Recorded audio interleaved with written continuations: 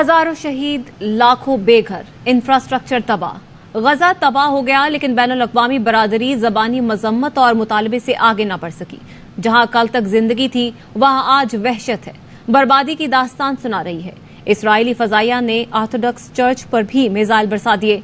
Israeli फौज ने 2 हफ्तों की बमबारी के बाद गजा में भरपूर जमीनी ऑपरेशन का फैसला कर लिया। खौफो हिरास, धूल और तबाही।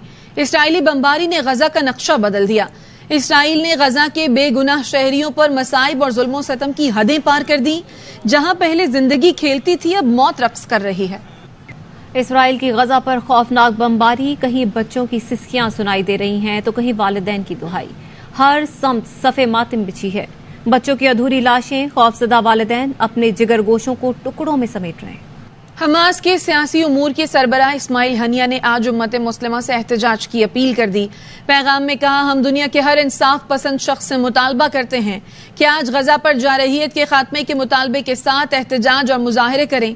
मसला फ़लस्तीन का हल, हमारी सरजमीन पर इसराइली कब्जे का मुकम्मल खात्मा, फ़लस्तीनी रियासत का क़याम और बैतुल मुक़द्दस का दारुल हुकूमत होना है। हम खबरदार हैं, गजा में हमारे लोगों का खून मकामी और इलाकाई तौर पर सब कुछ बदल जाएगा।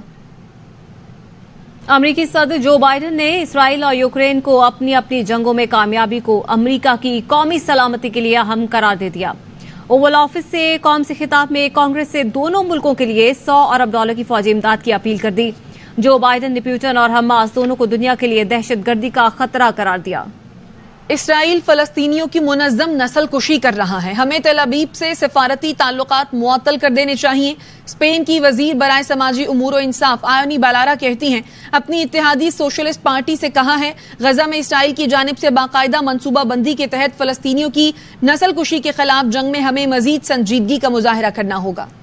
सऊदी वली अहद शहजादा मोहम्मद बिन सलमान से बरतानवी वजीर आजम ऋषि सुनाक ने मुलाकात की है। सऊदी वली अहद ने गजा में शहरियों को तहफ़्फ़ुज़ फराहम करने के लिए काम करने की जरूरत पर जोर दिया।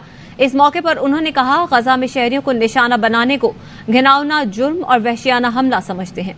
तशद्दुद के फैलाव को रोकने के लिए तमाम मुमकिन कोशिशें की जाएं और फलस्तीनी अवाम को उनके जायज हुकूक का हुसूल यकीनी बनाया जाए।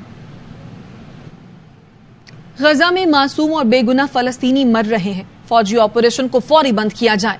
सऊदी वली अहद मोहम्मद बिन सलमान ने आसियान कॉन्फ्रेंस से खिताब में कहा, गजा में किसी भी बहाने शहरियों को निशाना बनाने को मुस्तरद करते हैं।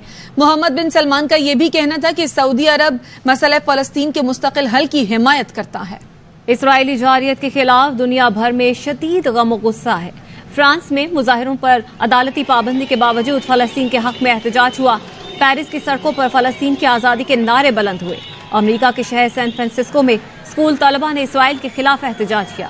जर्मन पुलिस ने पुरअमन मुजाहिरीन पर धावा बोल दिया। जनूबी अफ्रीका, कनाडा, अल्जीरिया और चिली में भी फलस्तीन की आजादी और फौरी जंगबंदी के लिए रैलियां निकाली गई।